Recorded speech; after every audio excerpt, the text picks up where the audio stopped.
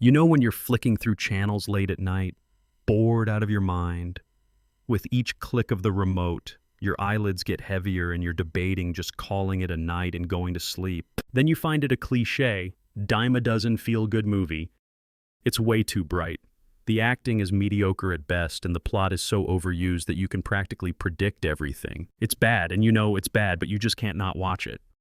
The town is always nauseatingly perfect. Spotless streets with not as much as a discarded piece of chewing gum. Countless colorful, family-owned shops and people so friendly that it feels like one big theme park. But it's all a movie set, facades and props, or it usually is. I moved to Baraheim about 2 months ago. Yes, I know, it's an odd name. My dad pranked me by saying it was in Norway. I almost believed him, because I couldn't find it on any US map. It turns out it's just a really small town. When I say that, I mean that it has less people than my old school had students. The only store was a grocery store and a connected gas station with arcade machines. The people that lived in Baraheim had lived there for decades, and you'd have better chances at winning the lottery than finding a bus out of town. Now, don't get me wrong, I didn't hate this place when I first got here. My mom had us move a lot for her job, so I was used to it. I've stayed in all kinds of places, so a small town wasn't a new thing to me. It just surprised me how shiny everything looked. Despite having a vintage feel, nothing looked old or depleted. Houses that looked straight out of an 80s sitcom were in perfect condition. The town had more money than I expected if they could afford all of this upkeep. Our new home was like a life-size dollhouse, a pastel yellow and white exterior with an already flourishing garden. The inside was just as dazzling, with nearly sparkling wooden floors and cozy wallpaper. My brother Tyler scoffed at the place, saying it was way too bright. My parents were immediately infatuated, and Mom started looking through furniture catalogs immediately. We'd moved in the middle of summer, and I still had 4 weeks until school started. As you can imagine, I was extremely bored. I'd already drifted apart from my friends in the last town, and Tyler was too occupied with his games. I ended up going with my dad to the store to pick up a few things to fill the empty fridge. As soon as we pulled into the parking lot, a chill went down my spine. Despite the 80-degree weather, everyone in the parking lot was looking at us, as if we'd pulled up in a luxury car and not an old family van. Eyes bore into the back of my head as we entered the store. I met the gaze of a middle-aged woman. The bag of frozen fruit in her hand had started dripping dew onto the floor as she stared at me. I quickly ducked behind a shelf, never having felt more uncomfortable. My dad was focused on getting groceries, so I stayed in the empty parts of the store. As I walked by the drinks, I noticed how lackluster the selection was. Where you'd normally see rows upon rows of soft drinks, there was next to nothing. I picked up a glass bottle of cherry red soda, the label proudly displaying that was it made and bottled in Baraheim. It was nothing I recognized, but every place had their local soda. I put it back, despite how thirsty I'd gotten. Weirdly enough, it didn't look appealing to me. At the front of the store, my dad was talking to the cashier as he bagged our groceries. "This place is so peaceful. You must have had so much fun growing up here," Dad said. The cashier, a guy who looked to be in his late teens, smiled widely and nodded. "Yes, sir. I bet you're going to love it here," the guy said. His attitude peppy, but his stare remained the same as everyone else's. The summer sun burned into my shoulders as I dug the small trowel into the soil of our new front yard. My boredom had spawned a sudden willingness to help my parents with gardening. My dad couldn't resist buying a few flowers to plant, despite the fact that we already had flourishing roses. It was a little bit odd. It didn't look like it had rained for a while, yet the roses of a house that had been for sale were still vibrant and healthy. Maybe the real estate agents just found the gardens to be an important draw. The steel of my trowel plunged into the surprisingly soft soil. As I scooped up some of it, the color immediately threw me off. The soil was dark and clumpy, and most confusing of all, it looked wet. It had the sheen of fresh potting soil, and I instinctively brought my head down to get a closer look. A smell filled my nostrils. A syrupy sweetness with an unpleasant undertone of something sharp. It made my stomach twist with how pungent it was. I was about to turn to my dad when I felt a tap on my shoulder. My mom stood there, smiling while holding a tray. She brought it down to me and I could see it was lemonade. "I know you're bored, honey, but overheating isn't very entertaining." She laughed and I grabbed the glass closest to me. As soon as the taste hit my lips, I thought I'd bitten my tongue. The taste of iron flooded my mouth. The citrus and sugar seemed more like an aftertaste. I told myself that the house's pipes probably hadn't been used in a while, coupled with the fact that the plumbing was probably ancient. I turned my head and spat the lemonade back into the glass. I gritted my teeth and put the cup back on the tray. Thanks, Mom. I think I'll go inside for now. Boiling the water before drinking it didn't change the taste. Everything still had that persistent metal undertone.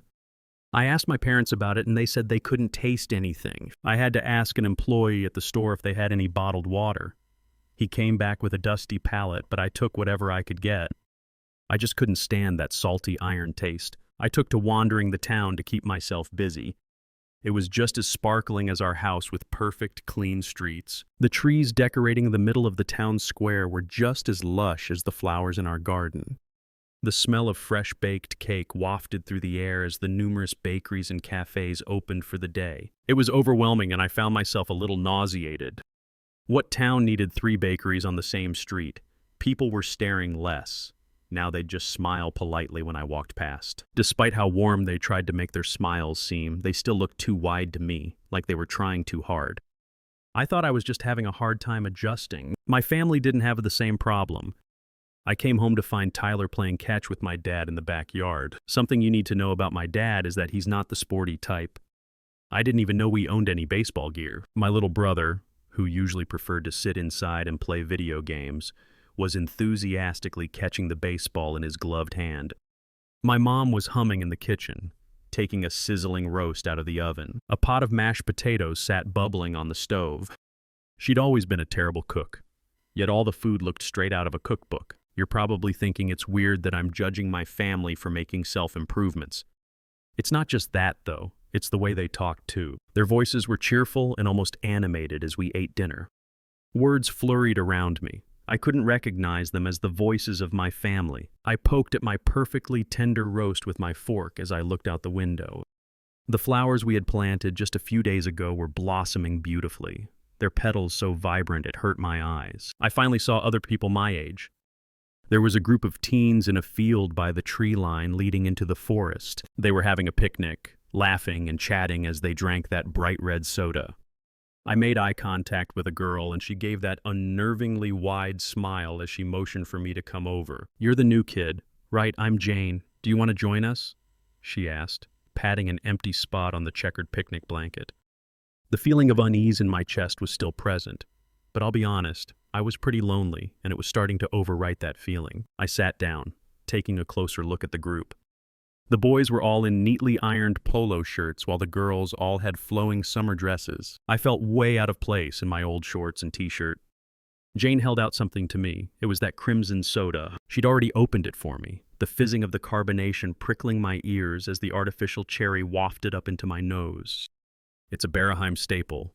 You're gonna love it," a boy said, raising his own half-empty bottle. I tried my best to smile as I began to notice that the earlier chatter had died down.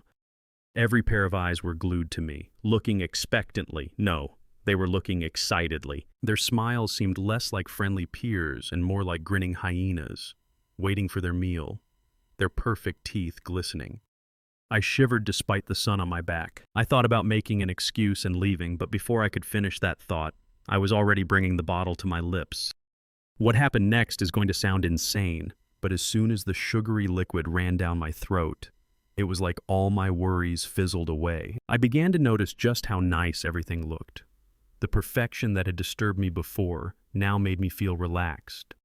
The summer breeze carried the sweetness from the bakeries, and I breathed it in. The faces of the kids around me looked friendly again, and I couldn't help but give them all a smile. A smile that wasn't strained. A smile that felt sincere. The peace faded away after a few more seconds, and it was like whiplash. My anxiety creeped back up into my chest, squeezing my heart. I almost wanted to down the whole bottle just to feel that peace again. I turned the soda into my hand and stared at the label, containing nothing but its name and the made and bottled in Beraheim sticker. As the cherry flavor faded from my tongue, I looked back up at the group. Their red-stained lips were all turned up into those sharp grins again. I excused myself and left the bottle standing in the vibrant emerald green grass. I didn't want to go back into town with the smell of sponge cake and the wide smiles. I didn't want to go back home either to see my family acting exactly like the rest of the town. My gaze fell on the tree line leading into the forest. The ground was soft and a bit wet. Despite the aforementioned lack of rain, I moved my feet quickly so my sneakers wouldn't sink into the forest floor. Once I found a drier spot, I began to notice how tall all the trees were. Their crowns were so thick that they nearly blocked out the sun. As I continued walking, a familiar smell hit my nose. In the beginning, it could almost be mistaken for the smell coming from the multiple bakeries. But as I walked, it turned into the exact same one that had radiated from the soil in our garden. Only this time, the putrid sweetness was much stronger and accompanied by a coppery stench like a slab of meat on the cusp of its expiration date. I felt nausea forming in my throat, but my curiosity made me power through it as I followed the smell until it overtook the air around me. The source of the smell was the biggest tree root I'd ever seen. The mere middle fragment of it sticking up from the ground was easily the size of a bus. It was in a tall arch. I looked around but saw no gigantic tree that the root could have belonged to. The sharp, saccharine smell was almost too much as I got as close as I could without hurling. The bark of the root was discolored and cracking, revealing a reddish-gray wood underneath. I got close enough to reach out and place my palm on the root, and my eyes went wide when I felt the slight give of the root's surface. It was soft but ice cold, and when I pulled my hand back, I felt sticky sap coating my palm. I looked at my hand. The substance had a pink tint and a horrible smell. I quickly wiped it off on the denim of my shorts. I walked around the large, decaying root and looked at the crackling surface until I got to the other side. I didn't know much about roots, but I'm pretty sure what I saw couldn't be explained by anyone. On the other side, the bark of the root seemed to be sliding off in a supple, wet mass. It barely clung onto an off-white, smooth branch. That wasn't a branch. The bent look of the root was caused by two rounded ends coming together in a terrifyingly familiar way. I slowly looked down at my index finger and instinctively bent it into an arch. I held it up towards the root. I knew what it was. I knew what that sickeningly sweet smell was, and I knew what Baraheim stood on. Over the next week, I snuck out at night to dig in the yard of another house with a "for sale" sign. It didn't take me long because of the soft ground. My shovel finally hit a pipe yesterday, a rusted old pipe that ran down into a gray, leaking mass that stunk of what I found in the forest. It sat alongside numerous other water pipes coming from all directions. They were all buried in the surface of the mass. Something protruded from under the surface of the mass, running along the length of it. My grip on the shovel tightened, causing the veins in my hands to pop out. Like I said, finding a bus out of town is nearly impossible, and I'm not even sure that's what I want to do. My family is still here, and I want to get them out too. I have no idea what to do now. I can't look at my own fingers without my body tensing with stress. With every step I take, I think about what's lying and decaying just beneath the town. What I found in the forest was covered up by a heap of dirt when I went back. I found other things too. A large hill on the other side of town with a sickly yellow wall-like structure protruding from the dirt. That was covered up shortly after. Every day, I think about the sweet taste of artificial cherries and the peace of mind it gave me back then. I want to feel like that again. I want to smile again. I want the stench of rotting flesh to disappear behind fresh-baked cake and prettily blooming flowers. I want to be able to enjoy spending time with my family again, even if they don't act like my family anymore. Even if they smile too wide and their teeth are too perfect. I want to feel at home,